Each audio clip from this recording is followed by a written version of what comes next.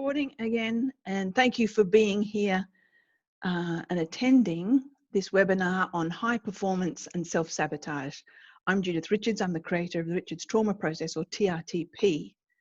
A number of people here are very familiar with TRTP, I can see from some of the names. And I'd like to introduce Sally Wilson. Sally Wilson is a singer, an internationally acclaimed singer, classical singer of opera, etc., who was in that very high performance arena for many, many years. Sally, would you like to just introduce yourself? Tell us a little bit more about you and what you have done in your life. Sure, thank you, Judith. Well, I did have that international operatic career for about 20 years. Before that, I was a farm girl. Went off into, the international arena, did that for 20 years, came back and taught singing at Monash University for a little while. My niece is the head of the vocal department at Monash. Yeah, and I'm sure she's doing a brilliant job. I haven't spoken to the other Judith for a while. And then while I was singing, teaching, not only at Monash but also privately, I found that most of my students' main issues were mental beliefs that they had about themselves and that sort of thing. And so that's how I came on this journey, found the Richards Trauma Process, and now I'm a very happy practitioner of the Richards Trauma Process. Right. Well, thank you. You've lived in that very rarefied atmosphere of opera companies. I worked as a stage manager and lighting designer for opera companies in Australia over many years. So it's an interesting world. Sure is. Yes, but we won't go there. This is about high performance generally and self-sabotage. So let us get into it. Let's begin, Sally, with just quite a big question. What drives people to be peak performers? Well, there are several drivers, Judith, as you know. There are people who have talent and just love it, and that's just what they have to do. Yeah. There are people who are pushed into their particular field when they're children. Mm-hmm. Some of parental pressure. Parental pressure. And sometimes parents living out their own dreams and aspirations through their children. That's right. And there are also people who love what they do. They love it. And they want to achieve. And that's wonderful, except that they're driven by a need to prove themselves, a feeling of not being enough. So driving themselves to peak performance, but with fear-driven drivers rather than joy and fun and just a love of what they do. I would say they're probably the main ones that come to mind for me. Do any others come to mind for you, Jude? Yeah, that's the two main groups, isn't it? Those who just can't help it, they're just fabulously talented and just are naturally peak performers, and those who are driven to it by parental pressure or by that need to be enough, or I'm not enough, and having to prove and prove and prove. And for those people, it's a bit sad because it doesn't matter how much acclaim, how much fame, what they achieve, it matters not, because that internal emptiness of not being enough is never, ever fulfilled. So that's really tough for those people. Yeah, and it can be turned around. Yeah, it can be. And sometimes those people start off as people who love what they do, but then the beliefs that they've had since childhood kind of drive them into this having to prove themselves. So it's not necessarily that they didn't start with a love of what they do, but it can just become a pressure and a burden, and it loses its shine and its spark for people when they're driven by those fear drivers. Yeah, and it becomes often this striving for perfection. That's right. And what is perfection, eh? Yeah, and we see it in so many performers in the arts, with dance,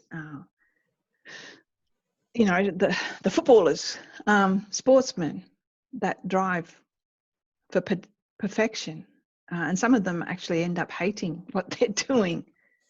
That's right. And the thing about driving for perfection is that you're so much less likely to be your best. You're not going to be your best when you're driven by a sense of force rather than power. It's just not going to happen. Difference, isn't there? That's a really good point, but driven by force rather than power. I mean, just simply the physiology of that force with the tensed body. Whether you're a singer or a footballer, you're going to hurt yourself with that tensed, clenched body. Absolutely. And the thing about perfectionism also is that generally if you're judging yourself that harshly, you'll be judging other people that harshly. And if you're in a team environment or if you're in business, it's not going to serve you well either. No. And that's a really good point about teamwork and business. And if we talk about high performance, let's just clarify what areas we're talking in, where we're talking about high levels of sport and athletics. We're talking about high levels of performing arts, which you've already mentioned, dance and music. We're talking about high performance in art and hugely across business. We're talking about high performance on the stage and in the boardroom and in the smaller business. It's a really interesting area, and working with people who live in that rarefied atmosphere. These people are so motivated to do well, obsessively motivated to do well. I find them fabulous to work with. I used to specialize in golfers at one stage, but they're very driven people and very so driven. Disciplined, very disciplined. Yeah, and that's a wonderful thing. It's a wonderful thing when it's coming from the right place. Yeah. Where, as you say, where it's not force, it's power, that internal power. So let's go on to another question. In so many of these arenas, as in every area of life, self-sabotage comes in, which is generally unconscious, subconscious. We don't do it on purpose. But let's have a talk first about what does it look like? What does it look like when sabotage? Yeah. Let's pick an area. Pick an area, Sal. Sport. Okay. Sport. All right. So it can take so many forms, can't it? It can be, the very public not being able to kick the goal that you've kicked thousands of times in practice. It can be simply not performing as well on the sports field or in your event as how you perform when you're practicing, when you're training. It can be... So that performance anxiety that kicks in. Yep, exactly. It can be also doing too much. Drive. Some athletes can't take a day off. That's self-sabotage too. You're not giving your body a chance to recover. It can be those people who are highly, highly, highly talented, but whose behaviors don't allow them to fully get to the top of their game. And that might be, sometimes people might lack discipline at the really crucial times. So many different forms of it. Yeah, and like the footballer who continues to have injury, the dancer who continues to have injury, the singer who does, the business person who, no matter what happens, once there's money in the bank, something happens, some disaster, some catastrophe happens, and there it goes once again. And that happens so often, from small business, from family bank accounts, from individual bank accounts. It used to happen to me all the time. Yep. I'd work my ass off and get a little kitty and something would happen and gone. Yep. It's an interesting phenomenon. And if we're talking about the different areas too, you can be, for example, you can you can know that you want a promotion, or that you deserve a promotion, but not actually take the steps to get the promotion. Not ask for the raise, not ask for the promotion, or not take those next steps in your business that you know you need to take to really go to the next level. They're all self-sabotage forms. Yeah. And so let's talk about, where does this sabotage come from? Why do we sabotage? It comes from beliefs we've picked up about ourselves, about the world and our role in it when we were children. And that's been programmed into our subconscious.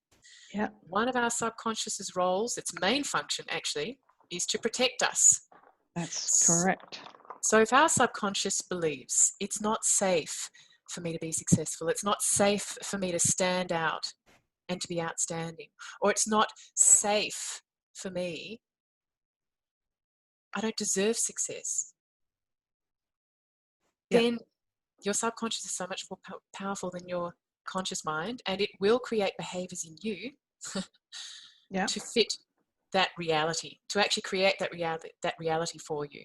Yes. Coherence. Sorry, I'm poking around. I'm getting a piece of paper. Let's just talk about the mind and the conscious and the subconscious mind. I'm going to do a very intricate and complex infographic here. So the conscious mind here, we use it about 5% of the time, and the rest is the unconscious or the subconscious. You say tomato, I say tomato, it doesn't matter.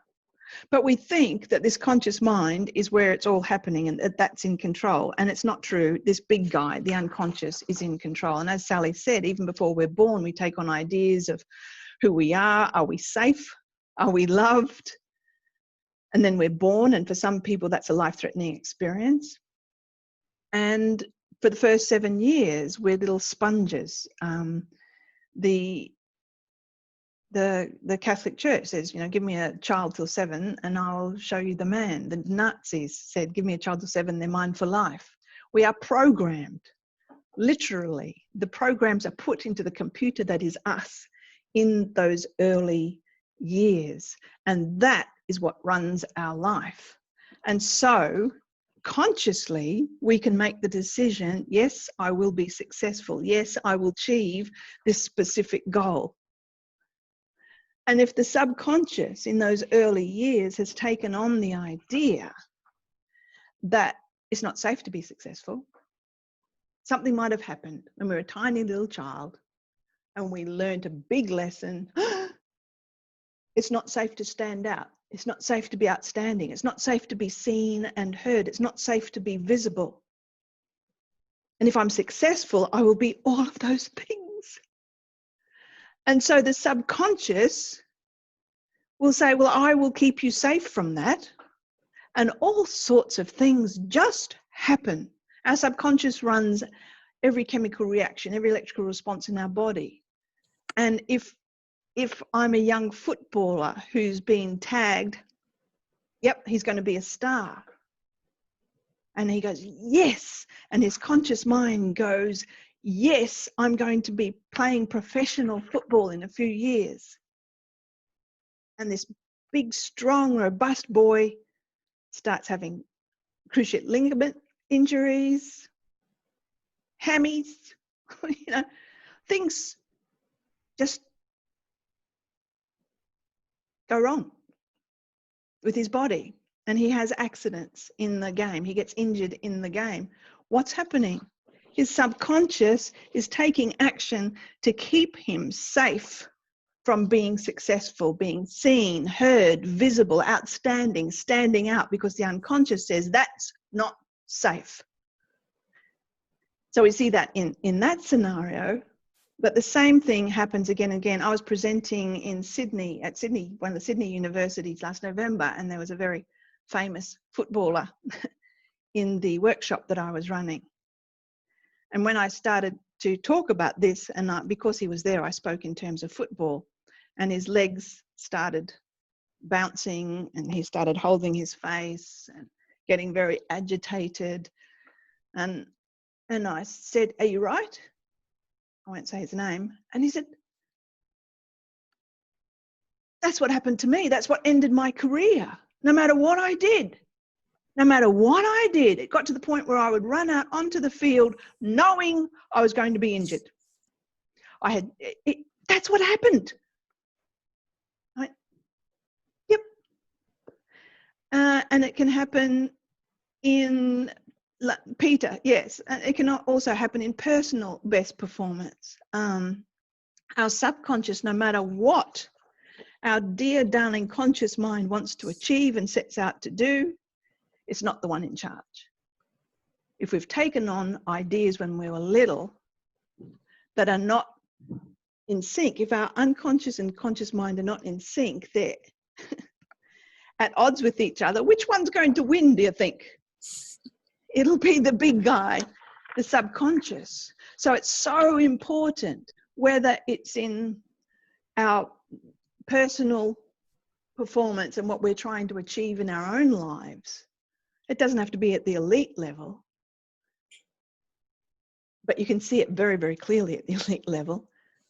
If we can get the conscious and the unconscious mind in agreement, well, then you've got the magic. Then you've got, instead of force, and it's interesting, there's a law of physics that for every force there's an equal and opposite force, and it works in life as well. And so if we move from force to having the unconscious and the conscious in sync and in agreement, we go into a much easier way, a much less exhausting way of being. Hugh, could you define that it's not safe or I don't deserve success as emotional parts or ego states? I think it's more broad than that, Hugh. You can define them as emotional parts or ego states, but I think it's much more broad. It's so across the board. It's not just that part or that state. It's the whole foundation of who I am. Because what's an identity? It's a bunch of thoughts thrown together. Usually thoughts that we take on when we're little by our perception of what's going on. You know, mum's left. She's not coming back. A little child is egocentric. You look at their drawings, they're in the middle and mum and dad and the cat and dog are all around the circle. It must be my fault. So that little person, it's possible that little person takes on the idea that everything that goes wrong is my fault. Blame me. So it's so across the board, Hugh. That's how I look at it. And the I'm not safe comes from that. It's our genome program. It's instincts, genome programming and instincts as well. And you know there are three ways, really, June, aren't there, that the subconscious gets programmed. One is the genome programming, the instincts. One is the memories and these experiences that kids pick up from when they're in the womb till, well, usually the foundational ones are till they're about 6, aren't they, Jude? Yeah, 6 or 7. When they're in that hypnagogic trance state without a properly formed critical faculty, so they can't filter ideas. So the year 1 teacher who says you're stupid and you'll never get a job, well, There we go. Yep. Or I'm not safe standing out. And like you said, it can come from birth. And that instinctive, I'm not safe. I'm not safe. Can just be there. So, yes. And it can be passed on in a gene tag. You know, for example, there was a study done on survivors of the Holocaust, and they looked at their genetic print, and they found that because a gene is a whole warehouse, each gene's a whole warehouse of information, and they found that there was a tag on the stress part of the gene. So there might be a small stressor, but the stress response was extreme. And their children who'd never been through that dreadfulness had the same tag and had the same response. And their children had the same tag and the same response. So it can be passed down. You know, the science of epigenetics shows us that, or tells us now that trauma is passed down from generation to generation. So it might not actually be my stuff. If I've gone through, if my family back then went through a genocide, well, there would be a big tag and a big imprinting of lack of safety. So it's an interesting phenomenon. And the fear drives all of these things. As we've said, it drives perfectionism. If I'm not perfect, I'm not going to be lovable. I'm not going to be accepted. I have to be perfect to be accepted. You know, the standing out. Yes. All of these things, they're all the sabotage. It's driven by the subconscious's need to protect. Yes, and by what Bruce Lipton would say is the biological imperative to survive. In order to survive, I have to be loved. In order to be loved, I have to be perfect. I have to perform. Yeah. And that basic fear of I'm not safe. So any questions on this so far from people listening? Or any comments? Oh, I saw one earlier. Let's see. Pardon? I thought I saw... Hugh. Dan Siegel suggests the tag often skips a generation, makes the search for it more difficult. Yes, Dan. And it is very interesting. And I won't go into a big biochemistry lesson of how epigenetics works, but we are actually much more in control of our genetic expression than we ever realized with the research they're doing now. The epigenetic research they're doing now, they say will leave the genome project looking like kindergarten, because our genes are turned on and off by our environment, and we can change our environment, which is our perception and our physical environment, etc., and have much more control over gene expression than we. It's a great field. It's fascinating, which we won't go into it a lot here. And it's just fascinating. I just want to add just a fascinating little note, because I like trivia, but you know, there's in terms of genes being passed down through generations, there have been studies done where, and there was one I read the other day about this particularly dreadful cancer that was passed down in the male line of this family. And occasionally they had adopted males. And those adopted males also got this particular cancer. Interesting, isn't it? So it wasn't passed down in their genes, it was in the environment that they were living in.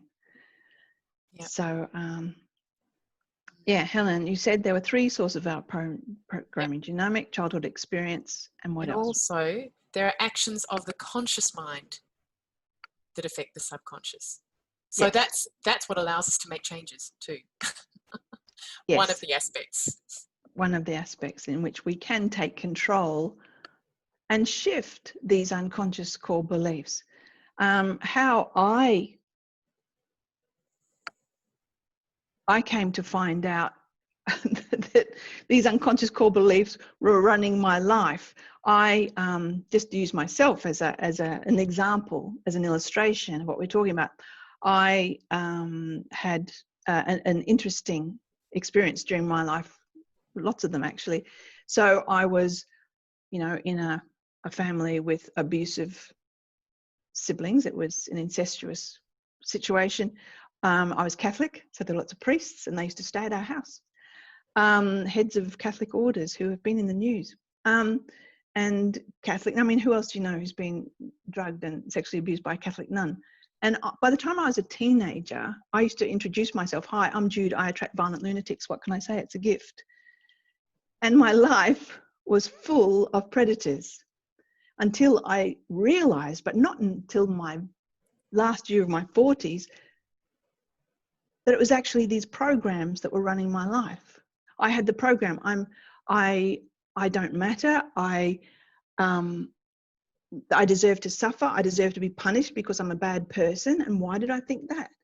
Because when I mentioned that, please don't make me go in a room with one of those priests because this is what's happening, it was, what did you do to make that good man of God do that? And you say that to a 6-year-old, 5-year-old, I'm evil, I'm bad. So I deserve to suffer. I deserve to be punished. Basically, I'm shit and I deserve to be treated like shit. And so that was played out all my life. And in the same way, in terms of, and of course, it wasn't safe for me to stand out. So I went to the Conservatory of Music too, and I didn't have a lot of success because it wasn't safe to stand out, not safe at all. So it really runs our life and the circumstances in it, and the people that we are attracted to, the people who are attracted to us, the situations that we find ourselves in, that unconscious programming is foundational to our life, and it runs our life. So how do we change it? How do we get that unconscious in sync with the conscious mind so that we can achieve whatever it is that we set out to do, or have the greater chance of achieving that? Elaine says, can genes be changed by emotions? Yes. Yes, absolutely. Yes, Elaine, a huge, huge, huge yes. And this is why stress is such a killer. This is why anger is such a killer. I won't go into how it works, but the parts of the gene, of the DNA in the cell, are chosen by a particular protein from an emotional trigger. So it's the environmental triggers that cause a particular part of the gene in the DNA to be expressed. So yeah. The power of the mind can change genes and the belief. Yes, absolutely. Our beliefs change our physiology, and our beliefs change what we achieve, as in high performance, and even in our own performance. We don't have to be in that rarefied atmosphere of the highest performance, but it's very easy to see it there. I've been raving on, Sal. Anything to add? There was one comment. Peter asked the distinction between elite performance and personal best performance, where, I mean, we've been addressing people who are in that elite kind of environment. So personal best, these things still apply. Of course they do. Absolutely. 100%. But we were just focusing more on how someone can, if they're in that elite environment, really fulfill their potential and not self-sabotage. I mean, for singers, a big one is the high notes. The high notes, you know. High notes, and I get, and I tense my body, and it doesn't happen. Yep.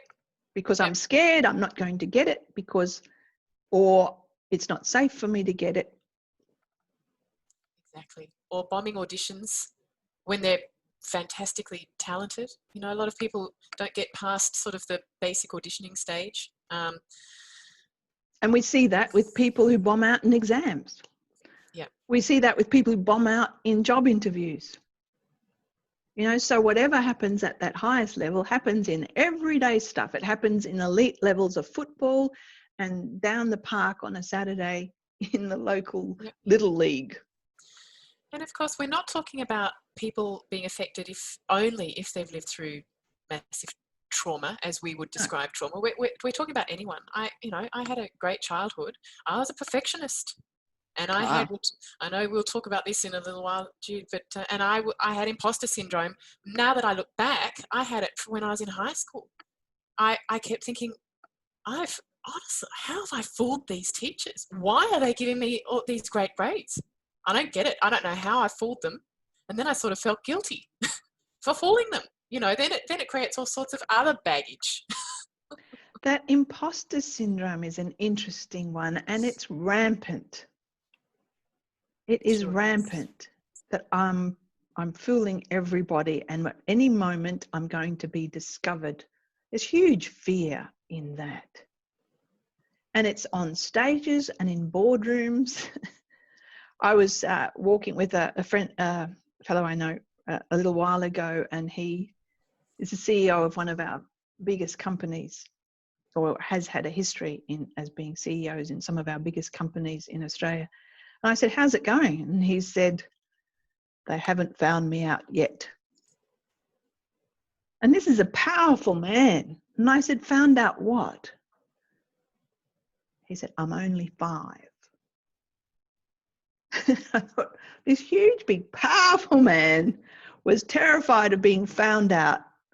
He said, I put on my superhero suit, which gives me superpowers, which is my suit. And I walk into a boardroom and people think I know exactly what I'm doing, and they haven't found me out yet. And he's on international boards. And I thought, wow. Yeah. Wow. And even when people have that level of awareness, you know, I had a friend too who, well, most of us have had it at some point, this imposter syndrome, but she's a CEO. She's incredibly successful in the business world, and she knew I've got imposter syndrome. It's there. She said, can you just stop this voice, this critical little voice that wants to put me down, tell me that I don't belong there, that I'm a fake, that I'm going to get found out. And I mean, the good news is you can change it. You can not only change it, you can get rid of it. Whereas I think a lot of people are led to believe that they can thrive despite it. But really, you can reprogram it. You can change those beliefs. And a lot of people go for help with their imposter syndrome. And these people who help people with positive, they help people thrive despite that voice in the head and that terrible feeling. And it is possible to just change the voice in their head so it's positive and building up rather than cutting down. Interestingly, I worked with a very high achieving businesswoman who was self-sabotaging her business and her opportunities, as happens. And she came to see me face to face, and she was driving home about an hour, and she rang me when she got home, and she was laughing and said, I'm terribly sorry to bother you, but this is just hilarious. I said, what? What's hilarious? She said, my self-talk was so abusive before I came to see you, and as I drove home, I was trying to prove that your stuff doesn't work, and I was trying to think the thoughts that I used to think and abuse myself, and I'd get halfway through a thought and I'd forget what it was. She said, it's hilarious. I can't even remember. I start off, yes, I'm going to think this terrible thought about myself, and I forget what it was. Yeah. So so it is possible. Someone's saying here, the core shame. It's the same thing. It's the same thing. You get rid of the shame. Get rid of it. It's just a belief. Yep. It's a program. Yep. That's all it is. Yep. Because I used to, as a tiny person, have this terrible shame that I caused good people to do bad things. And then being held up by the back of the school uniform as a grade 1er in front of the Sacred Heart of Jesus. Those Catholics amongst you will know this picture. It looks like Jesus having open heart surgery. And said, your sins put him on that cross. I believed it. I was a little impressionable 5-year-old, and I thought, it was me. So everyone, it was me who was responsible for the crucifixion. And little kids, they take this stuff on and it defines them. Yep. And it can be changed, and that shame can be changed. Yep. And Mary Crawford, hi Mary. So Sally, you say you had a great childhood. How did you embrace TRTP with that in mind? Because TRTP is, well, I mean, we're on this webinar because it helps people perform at their absolute best. So yes, it resolves anxiety, it resolves that depression, it gets rid of all the things that result from trauma. But if we take away the word trauma and say distressing events. Yeah. But it also has, it can take people to their version of their most wonderful extraordinary. It really can. And for me, I did TRTP, and when I did it, I had all sorts of outcomes. I mean, your normal is your normal. And I had all sorts of outcomes that I had no idea to expect. I hadn't known that I was carrying around a whole bunch of guilt. I didn't know because it was just a part of who I was, I thought. When I went out to perform, I still got that excited, nervous feeling inside, but there was no fear behind it. And in the past, I'd learnt to manage my nerves and that fear. I'd learnt to manage it. You have to if you're going to perform at that level. But all of a sudden, it was just gone. Yeah. And that's what happens. And in terms of shame, Glaucia, I hope I'm saying your name properly. It's a beautiful name. When I worked with golfers, there was this quite well-known golfer who all of a sudden was losing in tournaments, all of a sudden. And what had happened is he'd done something really bad. And so his subconscious took on the idea, you don't deserve to win. So it didn't matter what he did, how he prepared for every tournament, his subconscious had taken on the idea, you're a bastard, you don't deserve to win. So as soon as we sorted that shame and that guilt, and he did things to repair what he had done so that he could look himself in the eye again in the mirror, he was winning tournaments again. Yeah.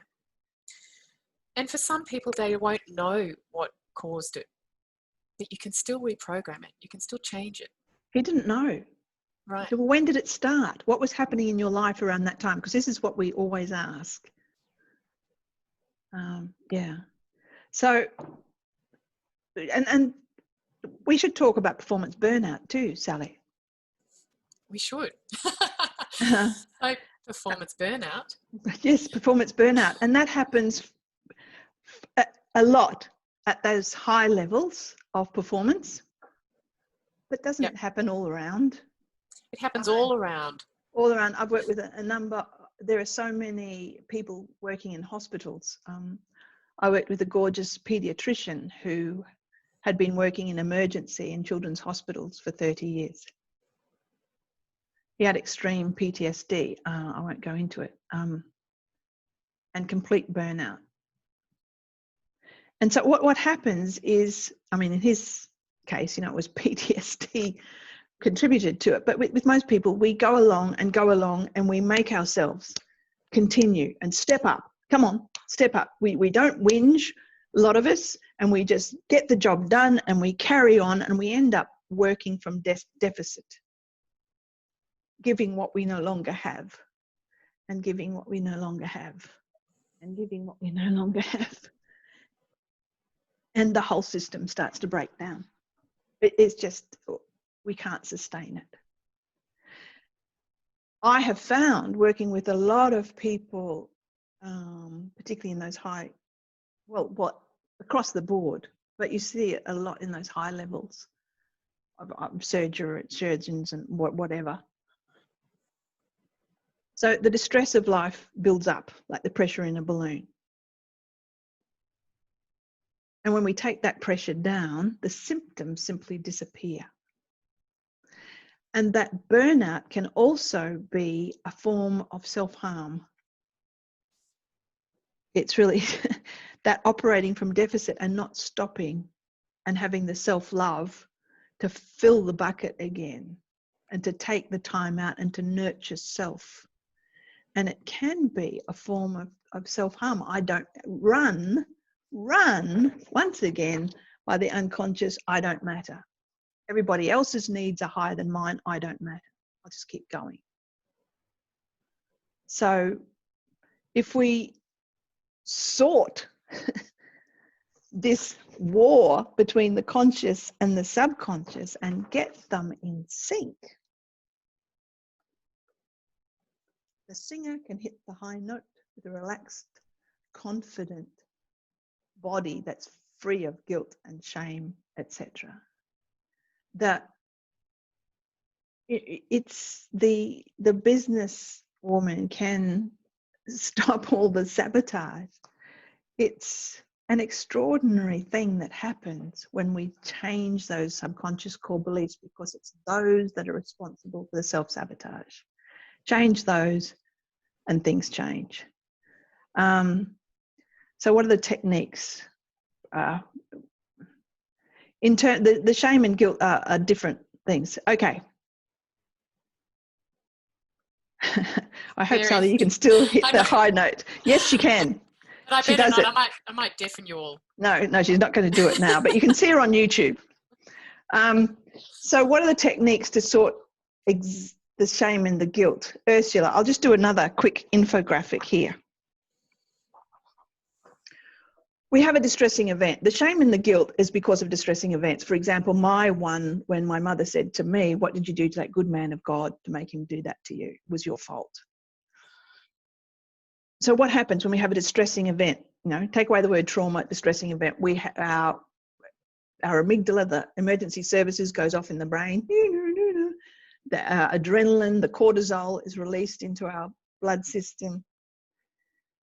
And the first thing that happens is the frontal lobe, our cognitive brain, shuts down. And part of that is the hippocampus shuts down as well. And the hippocampus is responsible for memory. It's responsible for taking the event. When the event is over, it takes the memory and puts it in the warehouse of memory in the right filing cabinet, in the right drawer, and then comes out and shuts the door. It's over. Well, that event's over, isn't it? Let's move on. But that doesn't happen. Instead, that event gets stored in the subconscious like a videotape loop. It's never brought to an end. It's happening now, it's happening now, it's happening now. In my situation, for example, for years, it was as if my mother was saying that all the time. What did you do? It's your fault. And what happens is we go along and we have an event when we're 5 and when we're 13 and when we're 16 and 22. And as we go along, there are so many of them. And it's happening now, it's happening now, it's happening now. And so we respond. Our body, it's running in the subconscious. Our body responds because our subconscious runs every chemical reaction, every electrical response. Our body responds as if it's happening now. As if it's happening now. My mother's saying that now. He's doing that to me now. The blacks had their fires are coming now. I'm about to die now. I'm walking onto the stage now when I'm 30 and successful, but my body is going crazy because when I was 12, I walked onto the stage and tripped and was in complete humiliation before a great crowd, my biggest crowd till that point. And so what happens, I walk onto the stage and my body is responding as if that event is happening now. So what happens is the distress of all these videotape loops builds up and up until it blows out and people are then no longer to perform, or they go into anxiety, depression, etc. If it's a catastrophic event, they might go into PTSD, they might go into fibromyalgia, chronic fatigue, they might go into some other disease process. So what we do with TRTP is we simply turn off the few biggest videotape loops and the others just turn off anyway. It's like a 4-legged table, take out one leg and the table falls over. So that's how we deal with the shame and the guilt. We turn off those videotape loops and we liberate people from their past. So then the singer can step onto the stage absolutely free. Their body's no longer reacting. We turn off the videotape loops so that the husband and wife are no longer reacting from everyone who's supposed to love me will abandon me. And so they get a scent of abandonment and it's absolute reaction. So it turns off that reactivity. We are free of it.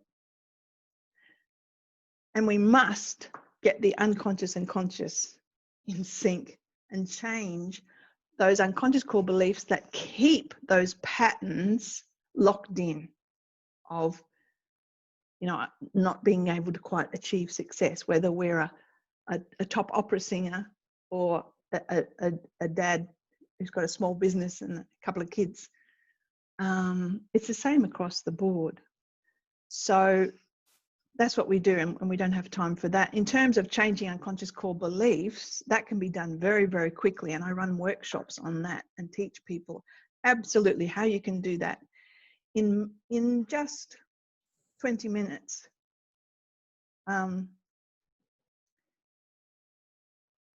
we have so much more control. Let's just do a little exercise, just very quickly, to show the power of our mind and of our imagination. We are so much more powerful than we ever expected. If you put your hands out like that and have a look at your middle finger, most people have one middle finger a little bit, smidge longer than the other. So the shorter finger hand, put on your lap, and the long-fingered, no, hang on, stop, come back to here. The long-fingered hand, put on your lap. The short-fingered hand, hang over the side of the chair, but hang down beside you. And just imagine. Magic comes from imagination. Just imagine. Now, you keep your hand down low, but I'll bring my hand up just to show you. Just imagine there's a little weight attached to that finger. And it's pulling that finger down. And it feels quite good, that little bit of traction, actually. You can feel it up into the back of your hand. I'll do it with this hand because it's easier. And you can feel it up into the back of your hand. It feels quite good. And just notice that small weight is actually causing your finger to get longer. Just feel that. It's causing it to get longer. And just a bit longer. And now imagine there's a second weight. Ooh, you can feel that right up into your forearm. So stretch out your fingers because there's this weight on it. And really just feel that weight and how it's pulling your finger longer and longer. It feels quite good. It feels a bit odd, but quite good. As your finger continues to just get longer and longer. And now imagine there's a third weight. Ooh! You wouldn't want a lot more weight on that finger. And just feel that. And the finger gets longer. And longer.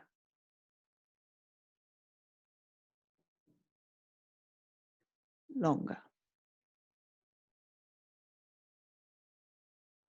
Wow. Feel that.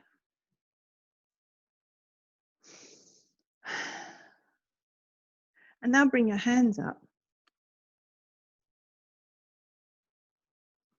And have a look at what's happened. Is there any difference? So type in if you see a difference. My finger has got longer, definitely. Raz, thank you. Yes. Maria, yes. Yes, the imagine a finger longer. Yes, Melinda, yep, longer. Laurie, good on you. Cherie, Kerry, yep, yeah. Ha ha. Helen, my finger got longer. I like your laughing. Mine too, says Donna. I'm sorry, I can't answer your question on there. You'll have to write it in. Mine too, Donna. That's great. Yep, Margaret Shanahan, thank you. Mine too. You see, the body in the unconscious absolutely believes what we richly imagine. And this is how people imagine away tumours. I've imagined away hydrocephalus. I've imagined away a bung kidney that was 2/3 bigger than the other one. We are so much more powerful than we ever believed. And we can tap into this. We can tap into this amazing power that we have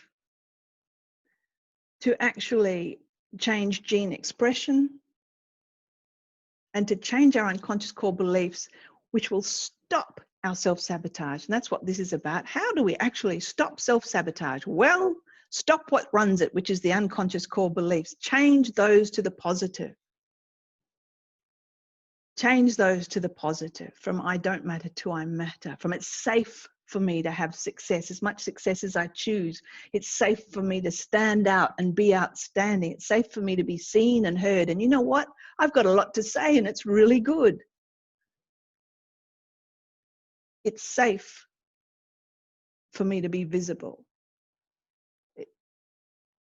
And if we change our subconscious core beliefs to the positive, get the unconscious and the conscious sync, stand back, because that's where the magic happens. That's where we have our breakthroughs. That's where our life changes. You do that and turn off the videotape loops that are running all the time in the unconscious and liberate ourselves from the past experiences so then we're not governed by them, we're not run by them anymore. And extraordinary happens. So, yeah, that's what happens. And I hope that you've got something out of this little session that we've had. Any questions before we finish up?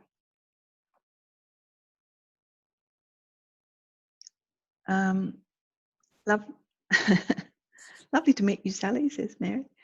Good on you, Mary. There were a number of people who before the webinar asked me to talk about the training in TRTP. As I said, I created Melinda. TRTP changed my life, forever thankful. You're so welcome, Melinda. Chris, when will there will be workshops like you mentioned? In about a month, Chris. I haven't sorted it, but I'll let you know, because we'll have your email, and I'll just make a note. Let Chris know about the workshop on that changing unconscious core beliefs.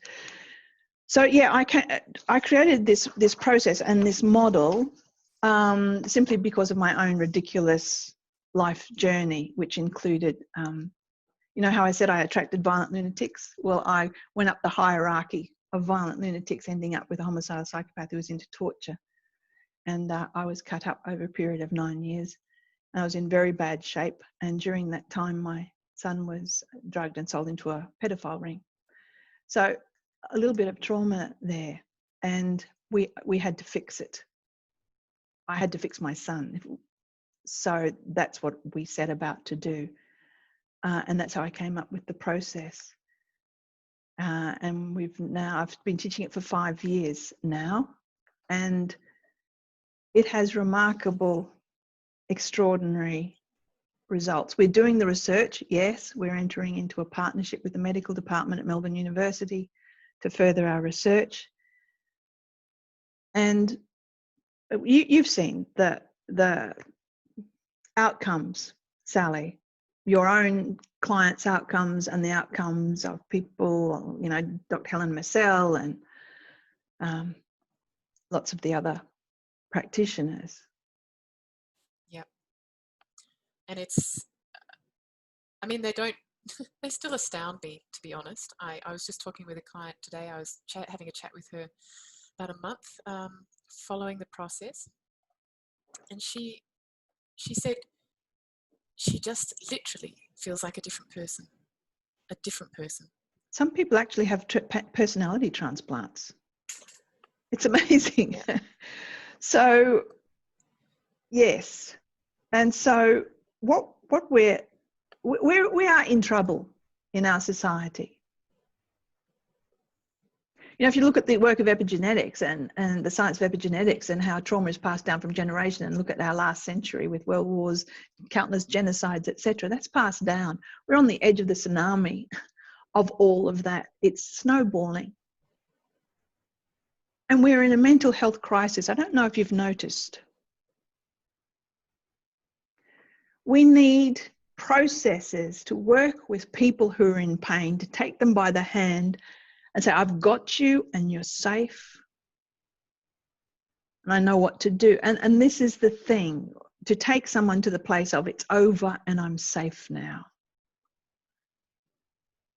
Because so many of us live in I'm not safe. And to take our whole being, our whole physiology, our whole psyche to that place of it's over and I'm safe now. You can feel it in your body. It's over. And a lot of the trauma experts, Van der Kolk, Levine, say we have to take the person to where their body knows it's over. And I go further. We have to take the unconscious and the body to the place where it's over and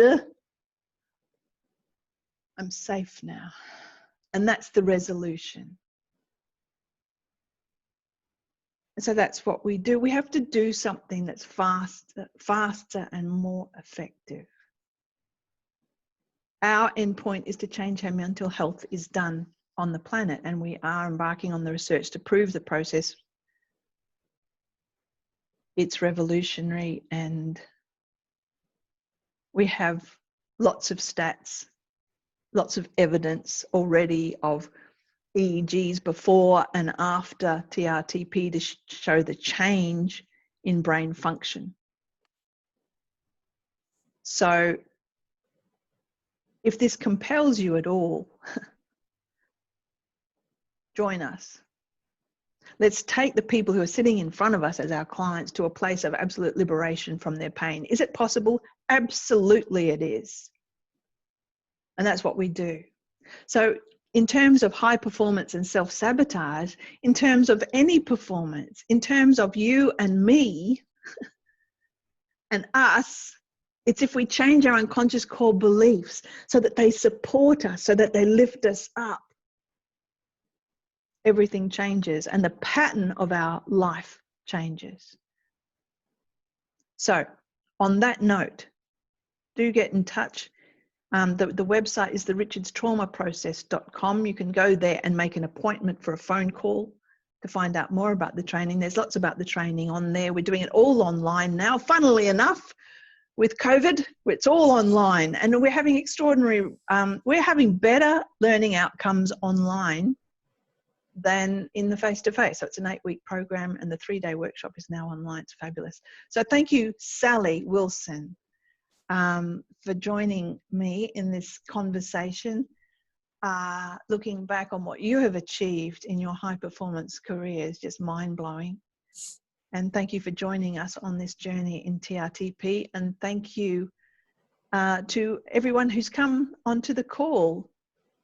And if you are interested, just type in now, interested, if you're interested, and we can get in touch with you about interested in the workshop, interested in the longer training. Just write in interested just before you go. Thanks, Margaret. And Glaucia Barbosa. What a beautiful name. Cynthia, thank you. And Hugh, great, Hugh. We'll be in touch. Interested. Already enrolled. Already enrolled. Raz, oh, good on you, Raz. That's great. Thanks, Peter. Lovely to have you here, Pete. And Nora, lovely. Nora in Hungary. Nora is interested in the training too. Okay, and thank you. Have a lovely, lovely evening, and go gently at this interesting time. Thanks very much. Thanks, Sal. Thank you, Jude. Thank you. Good evening, everybody. Yeah, I love your orange, Sal. I love yours too. Thanks. Talk to you soon. Okay. Bye. Bye.